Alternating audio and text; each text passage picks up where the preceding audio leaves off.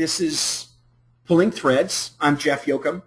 I founded TeamX.biz a few years ago, and I do coaching for strategic coaching for small businesses in creative service businesses. Let me check out one real quickly here to make sure that everybody can see me good. Everybody can hear me. I've got some positive response, so we'll just move on. And again, I started TeamX. If you're not part of TeamX Cafe, please, on Facebook's group, please request admission. Everybody's in, everybody's loved, everybody's welcome, but you do have to actually apply. It is a closed group. All right, so I can be heard great. I could be seen earlier, and thank you for compliments on the bowler. It's my new look. Let's move on.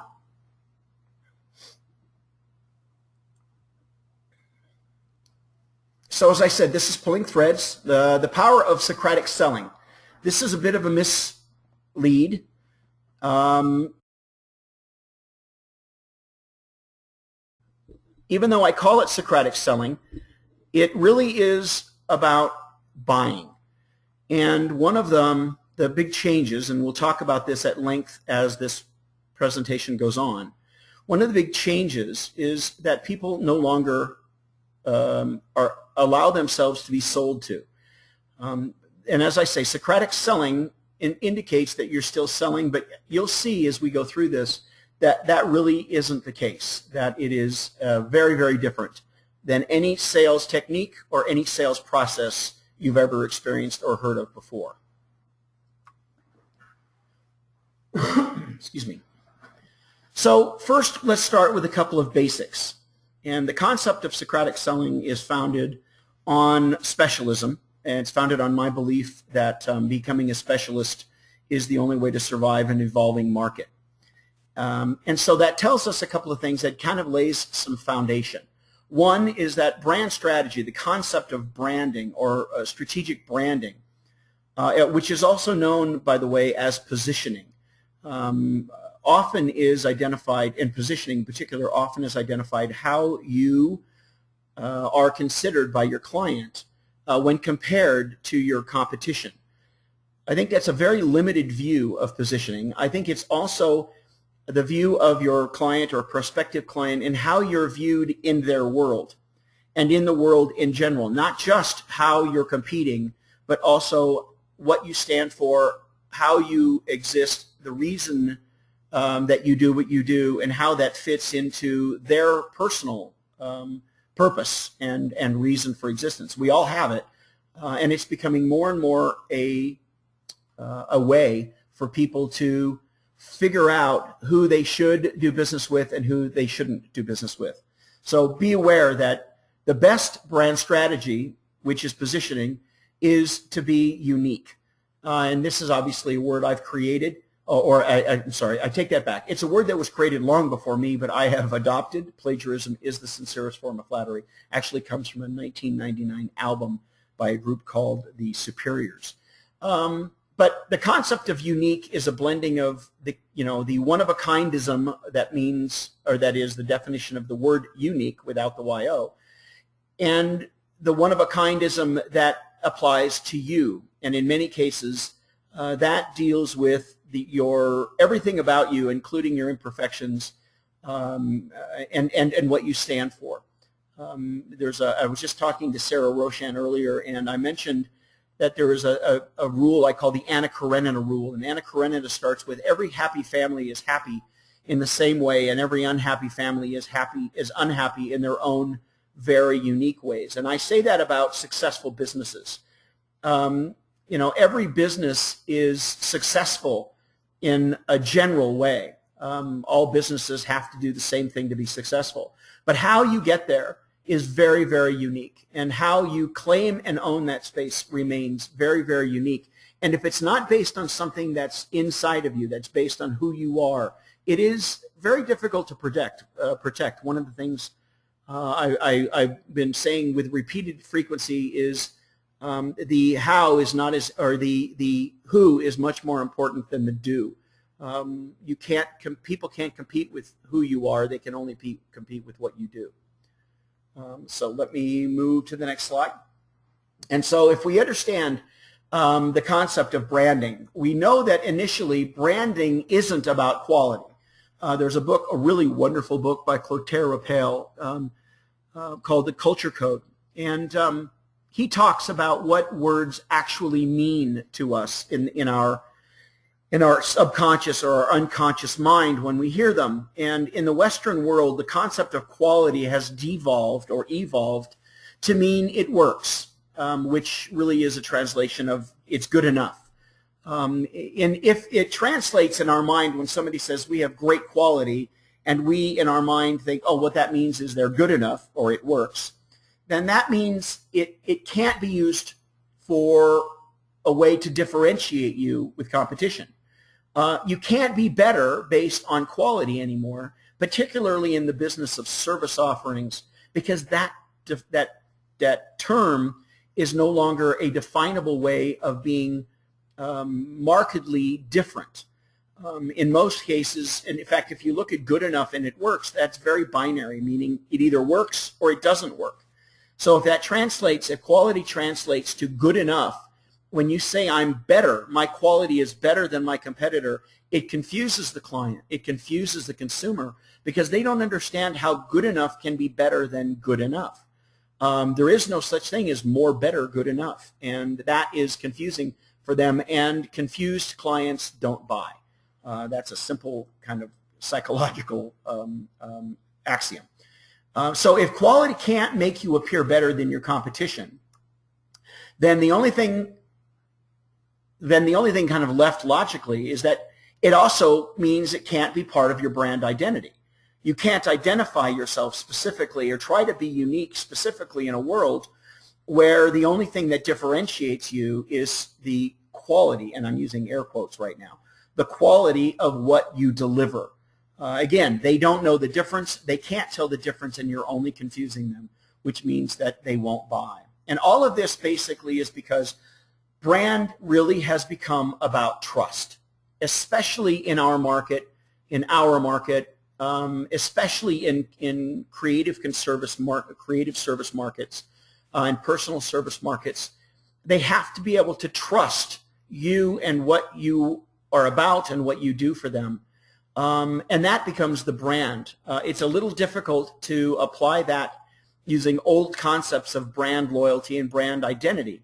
But if you think about it, even for yourself as a consumer, the more you trust a brand, the more likely you are to buy it without too much consideration. And that helps. It helps to know what that brand is about. I mean, Apple is a great example of understanding its who and its why helps you spend more money on Apple products than you would spend on anybody else's products. Cynthia, I see you say I'm dropping. Let me see, Jeff, you're dropping in and out. Okay, well maybe that's me on the microphone, so I'll try to move less. But brand is about trust. Apple is about trust, and in fact, we see not only the good example but the bad example. Apple has really built its reputation on making you, the consumer, cooler by creating innovative products that break the status quo, that are constantly about being different. Yet recently, even with the sales, the inertial sales for iPhone 5 and so forth moving forward, we've seen a drop-off in the brand excitement.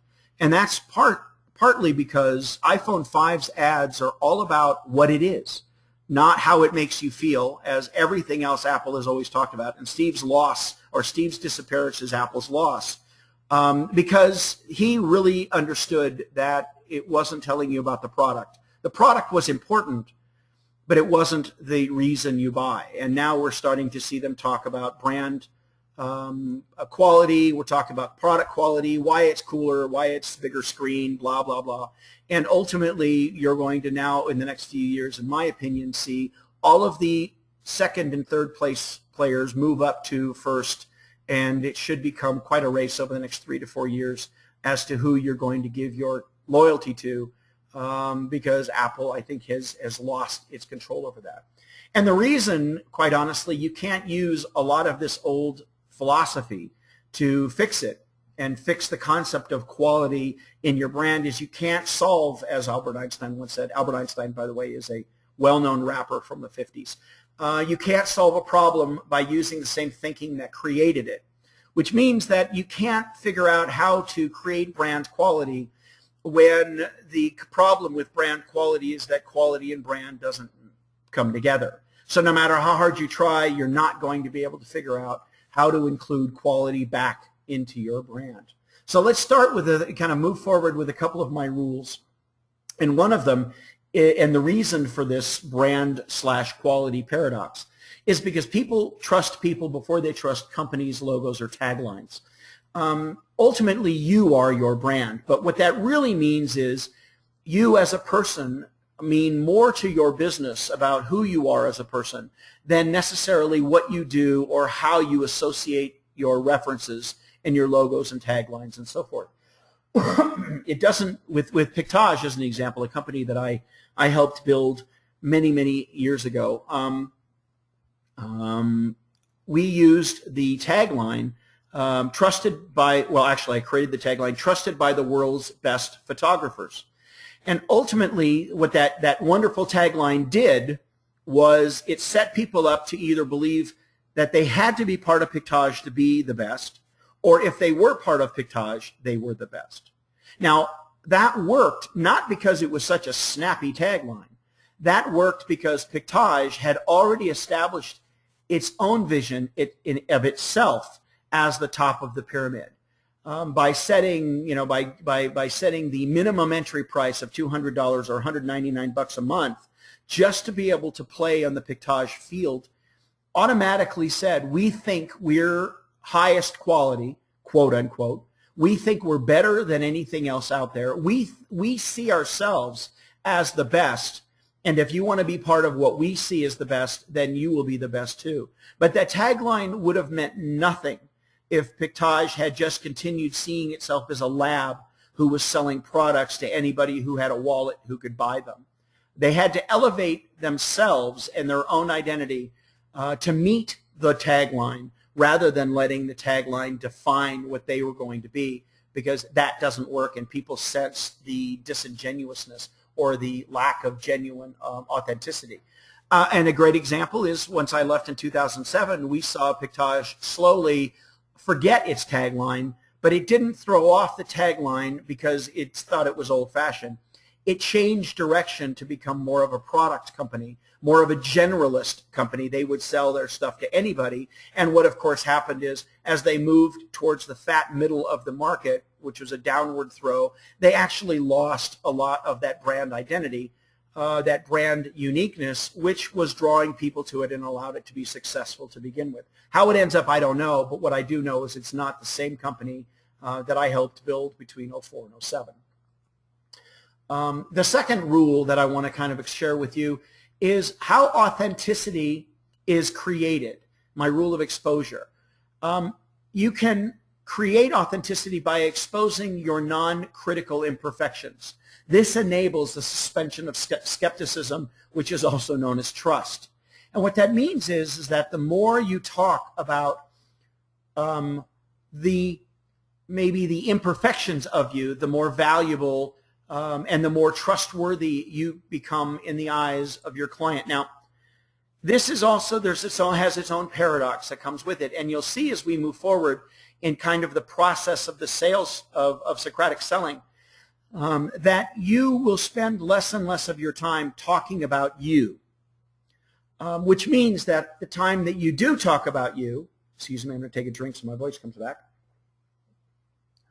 The more time you do talking about you, the more effective it will be if it's a way for them to see into your imperfections, what I call your guilty pleasures, if you will, or other statements that are black and white that people will understand and be able to see kind of through your windows into your house. Again, we'll deal with that more directly as we kind of go forward, but I want you to remember that authenticity comes from your demonstration of weakness, not your demonstration of strength. And finally, my rule of excitement. People love to buy and hate being sold to. The old days, marketing was really about throwing nets into the ocean and capturing fish. But these days, fish are smarter. Nets have become obsolete. You have to be able to put something on the side of your boat, and this is my favorite metaphor. You have to write something on the side of your boat that gets the fish excited enough to jump into it. And it has to be a promise you can keep. Remember, we go back to the example of Empathize and being the best of the best. If on the side of my boat I write the word sushi, and fish jump into it thinking, awesome, I'm going to be served in a beautiful, beautiful way. Because remember, consumers want to be eaten. Fish want to be eaten. They just want to be eaten in a way that they think represents them, or consumed, I should say. A fish jumps into the boat and says, awesome, I can't wait to show up at the sushi restaurant, only to find out that it's now chopped up and breaded and sold in frozen in a frozen market area as Mrs. Paul's fish sticks. That kind of disappointment gets immediately sent back into the market through Facebook and all of the social networking. So not only do you have to be careful what you put on the side of your boat, and it has to be authentic and true, but you have to fulfill the fish's expectation once they jump in, and give you the right to eat them. That's always so much fun to think of as your customers, your consumers as consumables. So what ultimately do customers want? And that's where the premise of thread pulling and the concept of selling really comes down to. So there's two ways to look at this. One way to look at this is through metrics. And so let me give you and share with you some information from a very expensive Oracle survey that was done here recently that will give you some indications as to what your consumers see as positive when they're dealing with you. First of all, 3 out of 4 want integrity. They want to be able to deal with employees who have names. They want to deal with knowledgeable customer support people. In many cases, they prefer community over assigned customer support. We see that a lot on Facebook. Shoot.edit and Showit have really demonstrated that how valuable this is. A large percentage of their customer support, quote unquote, happens on the Shoot.edit Pro-to-Pro site and on the Showit web group. Facebook group where people help people who are consumers, who are clients, are also helpers and mentors and advocates. We see more and more of that in every company, and that goes a lot in large part to their demand to see transparency. They like the concept of easy, honest access to help. They don't like to have to jump through hoops to be able to get support and to be able to get help. I'm reading that I haven't experienced downgraded audio quality, so let me know if you guys are not hearing that. Bill Gellerman says, I don't get that rule of vulnerability. Well, maybe we can see this. And then finally, the third thing that they really wanted, again, I mentioned earlier, was community. These are customer networks and collaboration. You know, if you think back just a little bit, it used to be that the worst thing that companies, and I remember when I suggested opening a forum at Empathize in 2004, the head of operations at that point, who was also the head of customer support, had a meltdown. You know, he looked at me and he's like, we don't want our customers talking to each other. Oh my God, they'll find out how, really screwed up we are. And what I explained to him then, and we demonstrated shortly after, is that customers don't want you to be screwed up. They want you to be awesome. And that the more opportunity you give them to first share how awesome you are in those moments that you are awesome, and two, show you how to become more awesome as a collective, the better a company and the better a service you will be. I don't say listen to everything they tell you because customers lie. But what I will tell you is hear everything they say and then figure out exactly what works and what doesn't work for you and what you want to put forward. And again, that works really well once you have a unique differentiator, once you know what you stand for and what you're about. So what else do customers want, carrying on with that Oracle study? Well, one of the things that they want is they want a better experience, and to your benefit, they're willing to pay 25% more for that. Now, realize that that's a tricky statement. They're not saying, if you give me a better experience, I'll give you a bonus.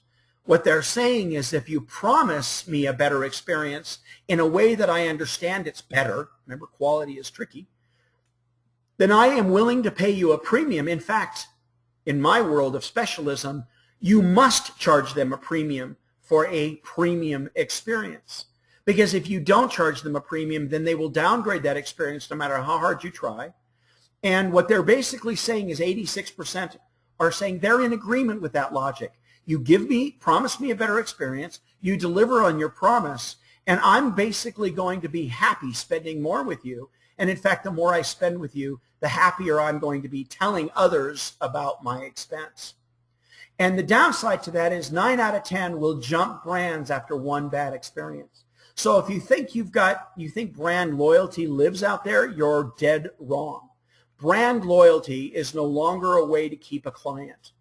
Experience loyalty is a way to keep a client. And more importantly, if they line up with what you stand for, they will put up with a lot of crap from you before they jump.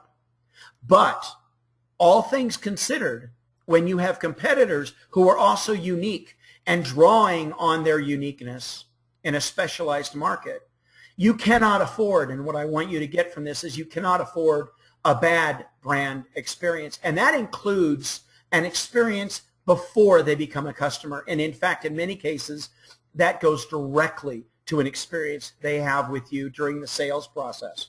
When you're most desperate and they have most control, it's interesting how often we screw up that experience because we want them as customers and we do exactly the opposite of what will help us make them customers. And that's what Socratic Selling will help you experience. And then finally, 79% complained online after their complaints were ignored. So most people will come to you first with complaints. And those of you who watch and follow me and see what I talk about and what anybody who really participates in Team X talks about on the forums and in the groups is that you cannot ignore complaints. They will bring their complaints to you first. And when that happens, that is your opportunity to be heroic. Not just mitigate the problem, but be heroic. If you're heroic every day, I guarantee you it's going to be frustrating for you because nobody will notice your heroism, or very few people will notice your heroism. And what I mean by heroism is over-delivering in large quantities on their expectation. Always over-deliver, but you don't have to be heroic on a day-to-day basis.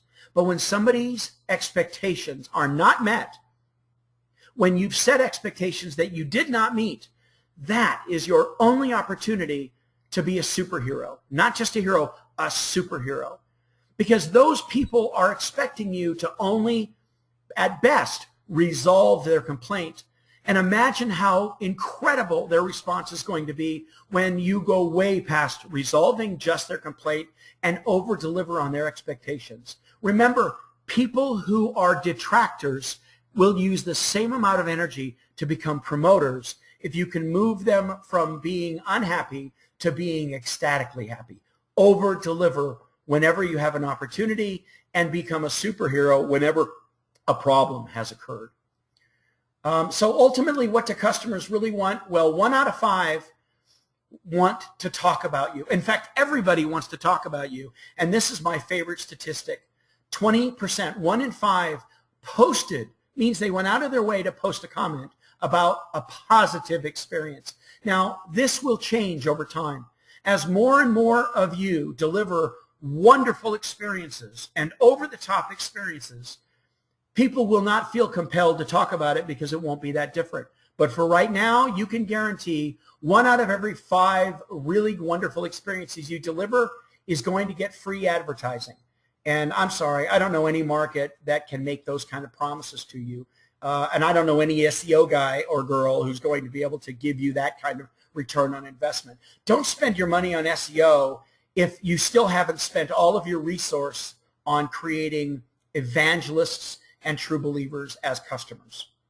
So ultimately, as I said, we've got 2 steps. The first one is what do customers want from you metrically. And the second side is what I do. What do customers really want from you? And that's my rule of exchange. What they really want from you is they want you to know them. They want you to know them before they'll take the effort to know you.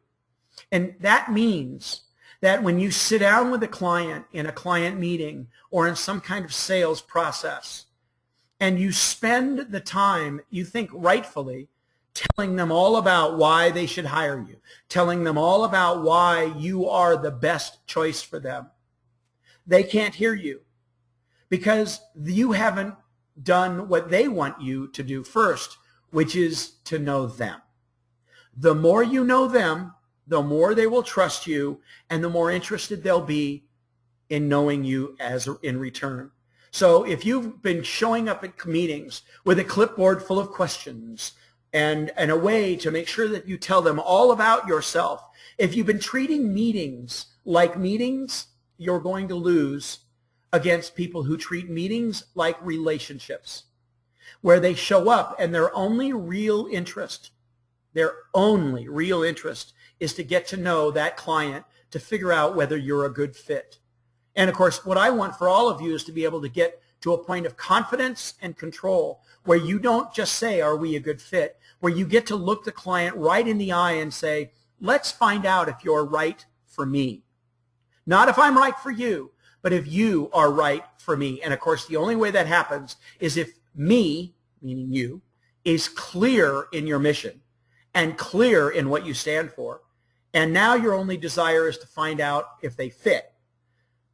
If you go into this not really knowing who the hell you are and basically being a generalist, meaning anybody with a wallet and a demand who will give you money can get your services, these tactics will not work as effectively. They'll still work.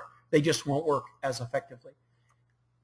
So the follow-on to that is, and my rule of success is seek first to understand, then to be understood.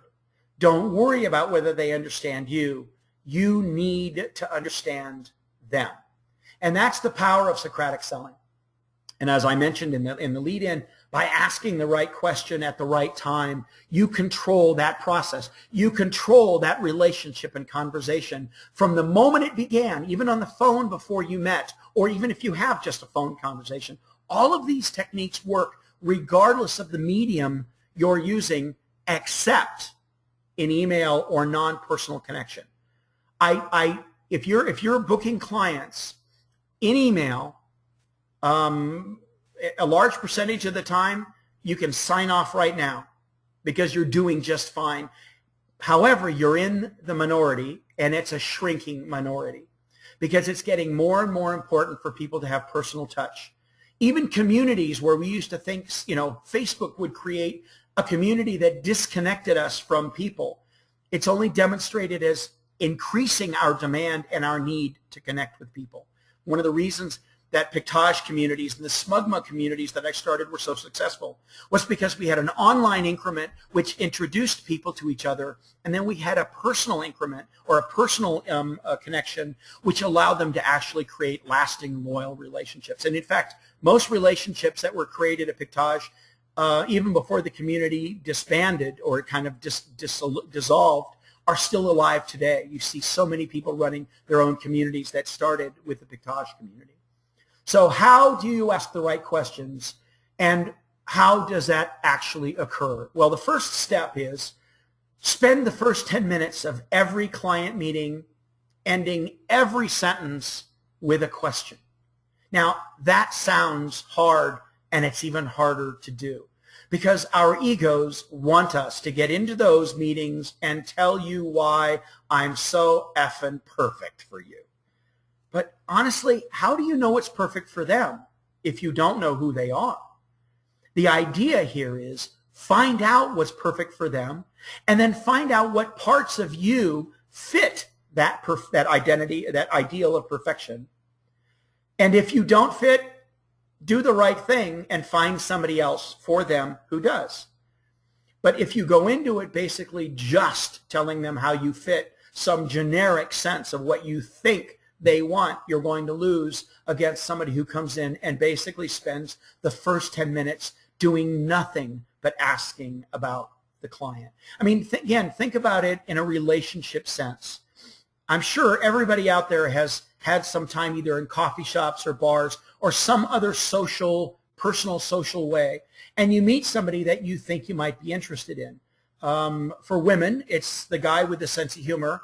For men, it's the girl that pays attention to you. We guys have very, very low standards.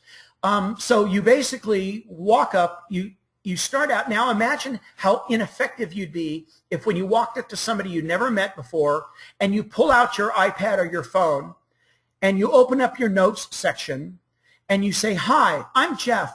I'd like to ask you a few questions about yourself." You're not going to get many answers. So that's why I suggest you don't go to these meetings with checkboard, with checklists and clipboards. You go to these meetings with a smile on your face and a real, honest, sincere desire to get to know who they are and to figure out how to do that. And let's go on to define how you can get them to open up like a flower and tell you everything about them.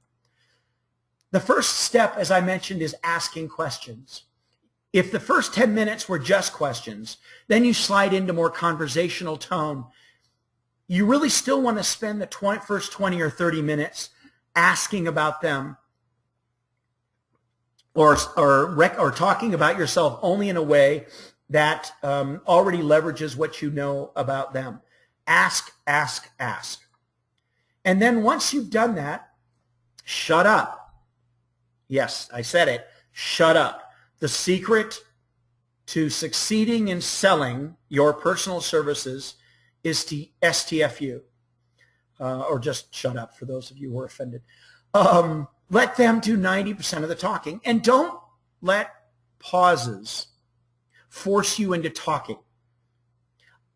Just because there's a pause in the sentence or a pause in the conversation doesn't mean it has to be filled with your voice. Let them think. And if they're uncomfortable with the pause, they will step forward and fill it. Often they will fill it with something you didn't expect, but was still important. We'll learn more about that when we actually get into pulling the threads. The third is listen harder. Now that seems like a trite statement, but it isn't. They're talking. Don't sit there and think about waiting for them to finish talking so that you can ask your next question. Don't worry about your next question. It's going to happen if you listen really hard to everything they're saying. That's what pulling threads is about, is listening to everything and then picking the correct or the most effective pieces that they've given you and pulling on those. That's why it's called pulling threads, and you'll get a clearer message on that in a couple minutes. Make certain all of their questions, when they break into you, you're asking question, question, question. Well, if they actually break the flow of that with a question for you, don't ask them another question. Answer the question they've given you clearly, effectively, quickly, and then make sure they understand that answer before you move on. The best question you can use to get started was back in questioning mode will be, did that make sense to you? Did you understand that answer? Is there anything else that I didn't cover that you want to know about on that topic? Make sure that they give you the positive before you go ahead. And fifth, you want to assist them in deciding. You want to point to what they should take, even if it's not you. And I know that sounds harsh, but it's true. Trust me, if you are such a great salesman that you can get everybody to say yes, you may be a wonderful salesman, but you're going to be a miserable photographer or a miserable service person. You shouldn't say yes to everybody. You should only say yes to people who are truly well suited for you. But that doesn't mean you reject everybody who's not. You can just as effectively turn those people into recommendations and evangelists by finding them somebody who will fit who they are. Because remember, you've gotten to know who they are. Don't stop getting to know who they are just because they may not be right for you. Continue getting to know who they are. You are an expert. They came to you because you're an expert.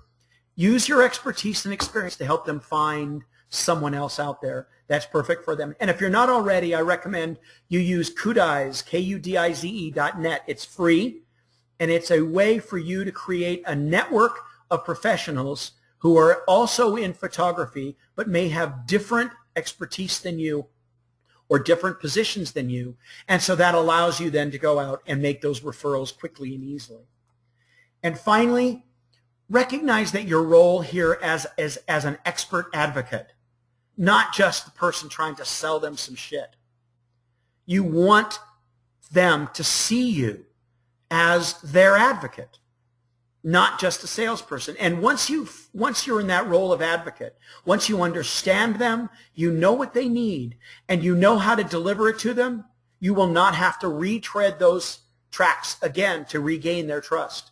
They have moved at that point from being an advocate to being an evangelist, and soon to being a true believer. So how to get started? One of the number one questions I get is, how do I start these conversations with my new clients? So I've spent a lot of time, energy, and in some cases money working with outside agencies to come up with what I call the perfect icebreaker.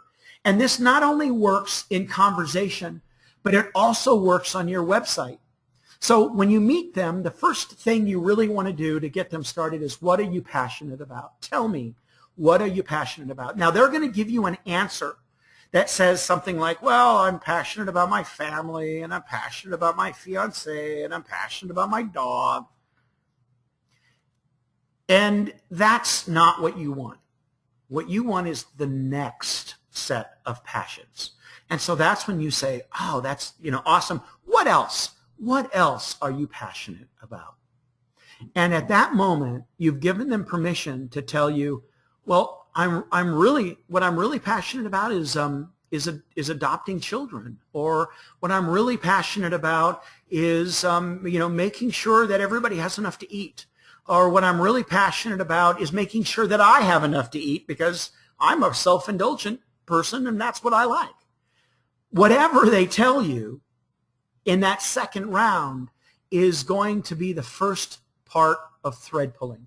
It'll be the first place where they start to show you things and give you hints about things they want to talk about, even if they didn't know they wanted to talk about it.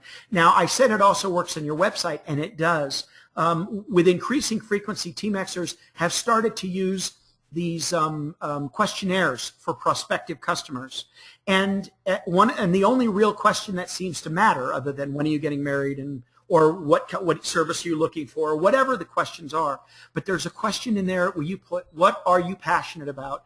And amazingly, people have been responding with incredible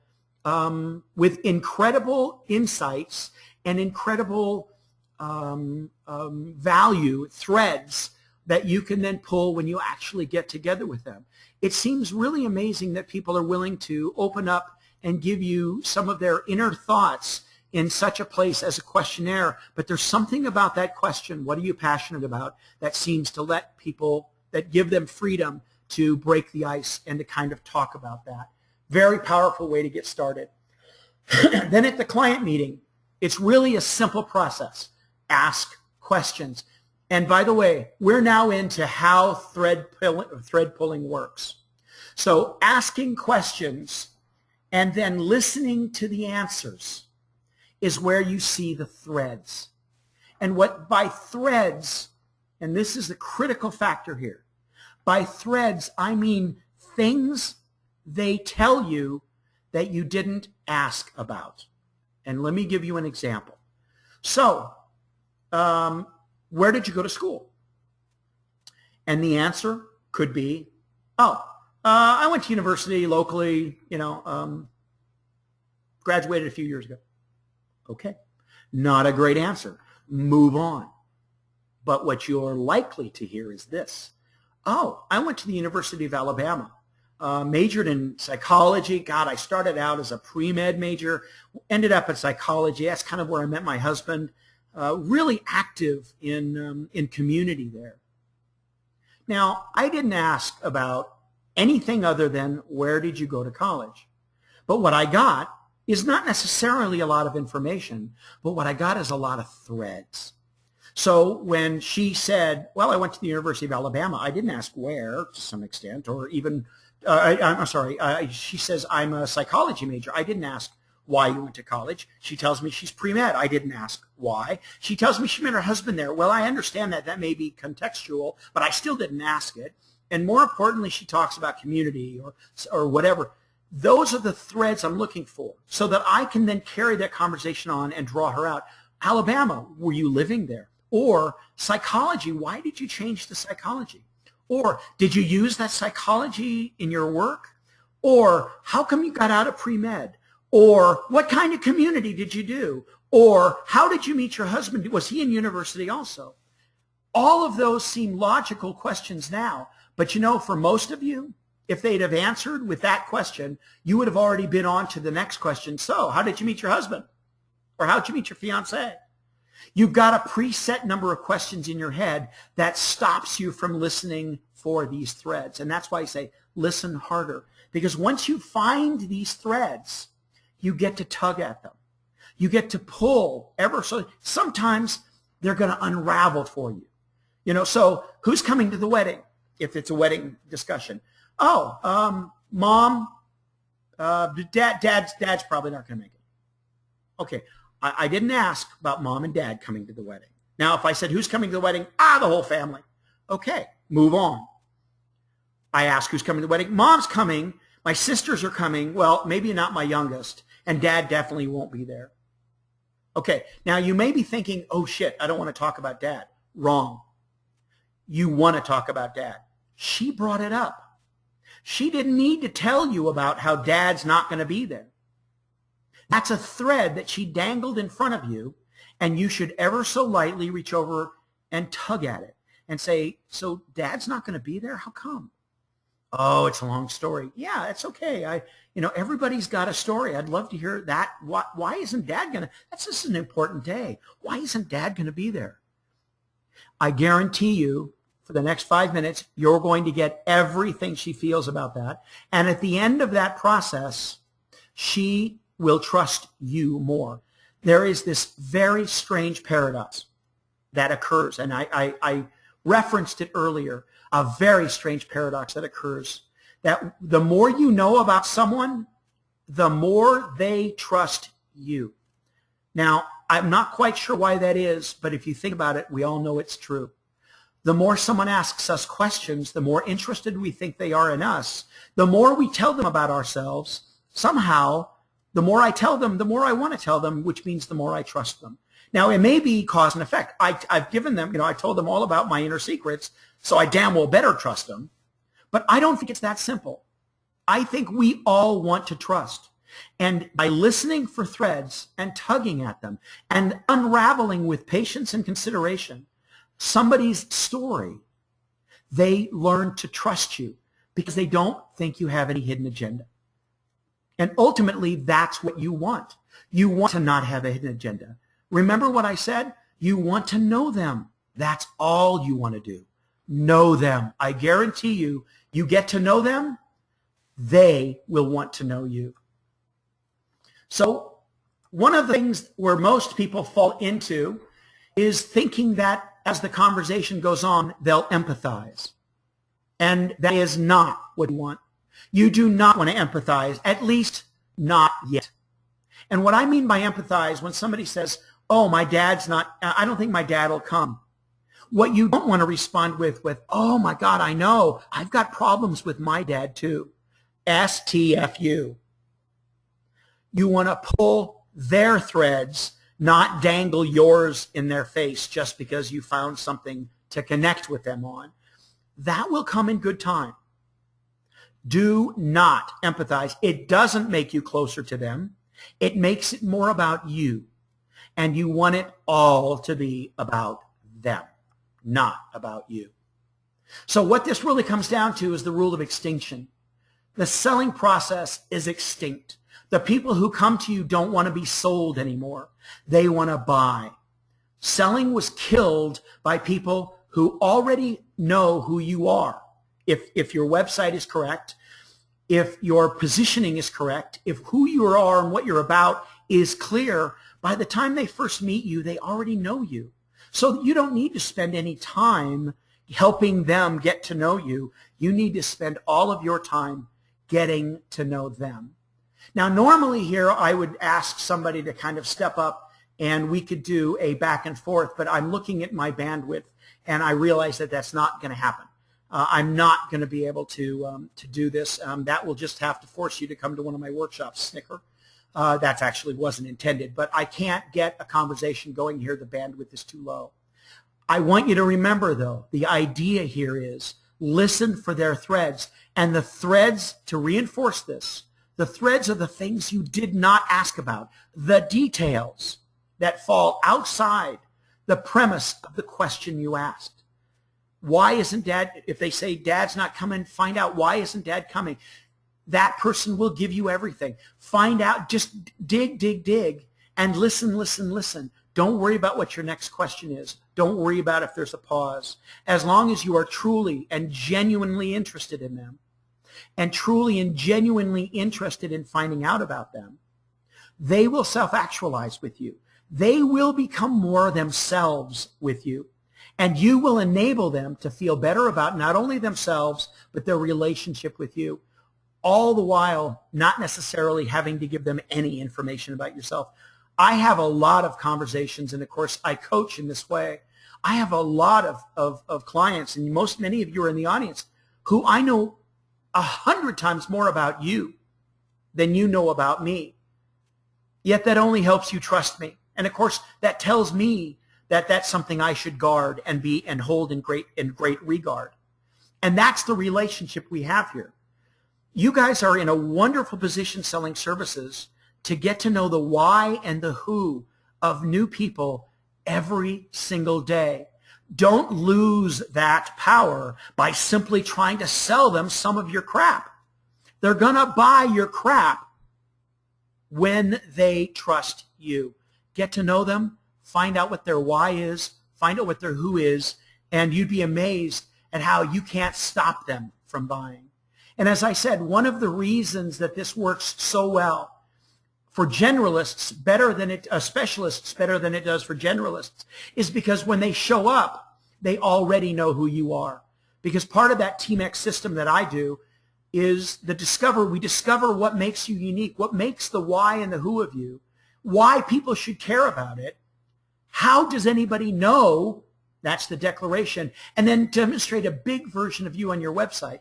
If you do these things, by the time people reach out to you, what you're going to hear more than any other thing is, oh my God, you're exactly what I expected. And it's a little like, and I'm sure some of you have experienced this at a wedding, you're at the reception and you've been taking pictures. Nobody's seen the slideshow yet. And you have people at the wedding who come up to you and go, oh my God, you are the greatest photographer ever. Can you give me a card? I can't wait to refer you. You are such a wonderful photographer. And of course, they haven't seen your pictures yet. So how the hell do they know? Well, they know because you understand the value of your experience and they now know who you are. That's what your website is meant to do. It's meant to pre-qualify and to pre-establish what is important about you so that people who find that attractive and self-actualizing will be attracted to you. And as I said, what you really want to hear more than anything else is you're exactly what I thought you would be. If you follow through with that, if every time you meet a client you pull threads and you discover them, you learn the who of them. Remember, know them. I guarantee you these 3 words will be everything that you're about in your work. You will work happily ever after. You will spend the rest of your life working with people who value you and you value because you've gotten to know them. And this technique of Socratic selling is really just that. It's a technique that makes it easier for you to start a conversation with the icebreaker. What are you passionate about? To ask them questions for the first 10 minutes, listen for the threads in their answers and tug at them. Be patient. They want you to know them. They are not going to fight you on this. Pull at the threads, tug at the threads. And it really is that simple. Those 3 steps. And ultimately, remember that success, as Buddha, and again, a great rapper, but from the 16th century, I think, is not the key to happiness. Happiness is the key to success. And I know everybody out there loves what they're doing, And this will help you be successful without taking away any of that love. Ultimately, you can also participate with us on Team X if you're not already. Go to teamx.biz, and that is the end of the presentation. I took 3 minutes worth of valuable information and squeezed it into an hour. But the problem with just giving you those 3 steps, remember the icebreaker, what are you passionate about? Ask questions for 10 minutes, listen to the answers and pull the threads, tug at those threads of the stuff they tell you that you didn't ask about, and you will be successful. If I'd given that to you at the very beginning, you wouldn't have understood, I don't think, exactly how to utilize that in your world. So we've got a few minutes left. I don't know that I have a lot of questions. Let me see here. How do you handle people if people ignore, this is from Jennifer Wadge, how do you handle it if people ignore your questions and are price shopping? That's a good question. However, they shouldn't, if they're price shopping, again, that's probably going to be done in email. One of the things I always recommend to everybody out there is to make sure you have a minimum price. I don't recommend putting prices on your website. I think that's a fail. But I do recommend a prices starting at, or packages starting at, or services starting at, so that you slice off the people who are inadvertently going to show up at your site and simply can't afford you. And if you're actually sit down or get on the phone or have some exchange with somebody and you ask them, so what are you passionate about? And they say, oh, how much do you charge for 8 hours just showing up and maybe an album? Now, I want you to stop for just a second and think about that just happened. Isn't the only thing you really want to do at that moment is get off the phone? I think it would be. Unless you're a generalist, that ain't your customer. Walk away as fast as you can. Don't be afraid to say no to people who are going to make you unhappy, because I guarantee you will make them unhappy in return. If you ask questions and they don't give you those answers and they stick to the mercenary side, then they're not your customer. Send them off to some generalist somewhere and be done with it. I hope that gives you a good answer. Would you say this type of trust building, this is from Micah, say this type of trust building, you do not have to rely on gifts? Totally. Totally don't. First of all, nobody trusts you because you give them crap. However, I love to give stuff. That's me genuinely. I love to share stuff. I take people to see movies I've already seen. I buy stuff for people because I have it myself. I really enjoy that. And so if, in fact, gift giving is part of your personality, do it. But don't think that you're going to be able to buy their trust. That doesn't happen. Your authenticity buys their trust. Your genuineness buys their trust. And if you happen to be somebody who's, as my wife says, I've got more money than brains, and I'm constantly trying to balance that out by spending money irresponsibly. I'm sorry, I love spending money irresponsibly, and that means that nobody's ever going to think less of me for it. But I also don't want. I know I'm not buying gifts and picking up the tab and being generous because I think you'll think better of me. I'm being generous because I think better of me when I do it. I totally agree. This is Carlo. Hi, Carlo. I totally agree that when I was getting married, I found it to be a disadvantage to talk about my own wedding. With that. Oh, when I was getting married, I totally agree with that. Okay, great. I love hearing agreement, even if I don't understand. Let me see. Oh, good. I've got people kind of coming in here saying they understand you. Sean is going to like Kudai's shout out. Yes, Micah, Sean does. I'm very proud to be Sean's partner in that, by the way. I don't have positions in many of the businesses, but I can honestly say Kudai's was Sean, when he brought me in, he and Mel brought me into that. It was a labor of love on my part. I really, really believe in the community and the concept of passing around goodwill that Kudai's generates. So Patricia, she says, so in a client meeting, it's okay to take notes while clients are taking and answering your questions. No, I hope you're kidding. I said exactly the opposite. And it may scare you. Oh my God, if I don't take notes, I won't remember anything. Trust me, you'll remember the important stuff. When you meet somebody in a bar, you meet some new friend, you meet somebody at a cocktail gathering, and you think you're connected with them and you make friends, you don't have to take notes to remember the important crap. If you listen, you'll remember. Don't worry about the notes. Marco says, I'm so right. I still hang with photographers I met at Smug Mug meeting. That's right. What happens when your heroism gets taken advantage of? Jennifer Wadge asks that. Jennifer, my heroism can never be taken advantage of because I'm not doing it for them. I'm doing it for me. Now, do I want to be taken advantage of heroism or not? No. And if I think somebody is taking advantage of me, then I end that relationship and move on. I don't worry about, I end it as nicely as I'm able. But if you actually think you're being taken advantage of, then move on. That means you've got a trust problem.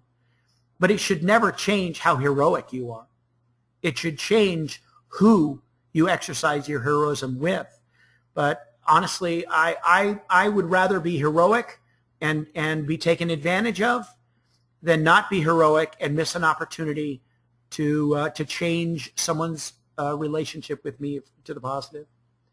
All right. I think, have I gotten all the questions?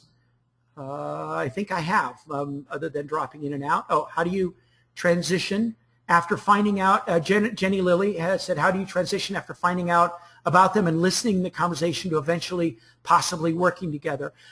You know what? That happens automatically. You have a relationship or you don't. The more you ask about them, at some point they're going to go, oh my God, let's stop talking about me. Let's talk about the wedding and so forth. And that's wonderful. You're still guiding them. Remember, you're in control of that conversation. But I guarantee you, if you get to a stage where you are in a trust relationship with them, you're not going to have any problem transitioning to saying, God, I think we should work together. I've got the contracts here. Let's get this crap out of the way so we can start planning your event. We can start planning what you want.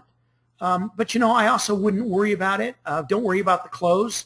You will get to a point where you're not afraid to ask because you already have such a strong relationship. As a guy, I've learned a long time ago, I never ask a question I don't already know the answer to, especially of a woman, because my ego can't take any more no's than I already get.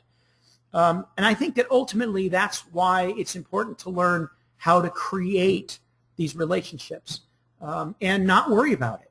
Not worry about it. People, as long as you're authentic, they're going to love you or not, and there's not a damn thing you can do about either one. And finally, Philip Todd, and I'm going to have to cut off. Philip Todd says, does this work outside the wedding industry? I'm sure it must. It has for me for 25 years, and I've only been in the wedding photography industry since 2004. This works in every industry. Even if you're selling widgets, it's people buy, companies don't. And if you get them to a position where they trust you and you get them to a position where they have a relationship with you, as long as you don't try to leverage that relationship, as long as you're genuine and authentic and you're in it for the right reasons and you don't have any hidden agenda, this works incredibly well. I actually created Socratic Selling 24 years ago, while working for a technology company. And I've been using it successfully ever since. It's much more refined. It used to be 24 points, and I finally got it down to about 4 or 5. But these are the important ones, and I guarantee you it will work. Okay, guys, listen, I've got to end here. I think we've gotten all of the questions. I've only lost 7 people out of 57, so I'm pretty happy. Thank you all for coming. And again, you're going to get emails within the next hour today. I'm not sure when they go out, with some survey stuff on them. Please answer the surveys, and they're anonymous, so you don't have to worry about it coming back. And then you'll also get emails from me in a few days with a link to this webinar. All right?